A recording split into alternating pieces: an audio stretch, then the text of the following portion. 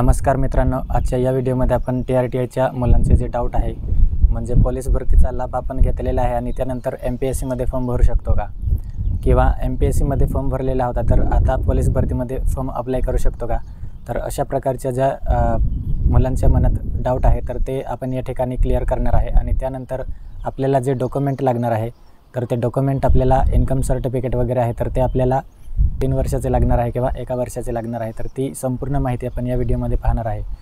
तर व्हिडिओ नक्की शेवटपर्यंत बघा आणि चॅनलवर नवीन असाल तर चॅनलला सबस्क्राईब करा।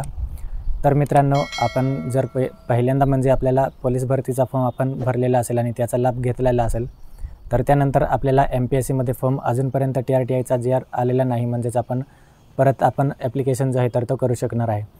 त्यानंतर तसा GR आला तर आपण त्या ठिकाणी पोलीस भरतीचा लाभ घेतलेला असेल तरीसुद्धा आपण MPSC मध्ये फॉर्म भरू शकणार आहे। तशी जी फॅसिलिटीज आहे तर ती त्या ठिकाणी बार्डीच्या मुलांना दिलेली आहे। त्यामुळे आपल्याला पण चान्सेस आहे की आपल्याला पण डबल फॉर्म भरता येणार आहे। त्यानंतर आपल्याला जे डॉक्युमेंट लागणार आहे म्हणजेच इन्कम सर्टिफिकेट असेल तर ते इन्कम सर्टिफिकेट आपल्याला 3 वर्षाचे इन्कम सर्टिफिकेट काढायचे आहे। आणि त्यानंतर जी कास्ट व्हॅलिडिटी आहे TRTIच्या विद्यार्थ्यांना तर त्या ठिकाणी कास्ट व्हॅलिडिटीसुद्धा आपल्याला लागणार आहे आणि ती मॅन्डेटरी आहे, म्हणजेच आपल्याला जी कास्ट व्हॅलिडिटी आहे तर त्याशिवाय आपल्याला जो ऑनलाईन ॲप्लिकेशन असतो तर तो त्या ठिकाणी फिलअप करता येणार नाही। तर अशा प्रकारच्या ज्या मुलांच्या मनात डाऊट होते तर ते त्या ठिकाणी क्लिअर झाले असणार। तर आय होप मित्रांनो आपल्याला हा व्हिडिओ आवडला असेल आणि व्हिडिओ आवडला असेल तर नक्कीच लाईक करा। थँक्यू।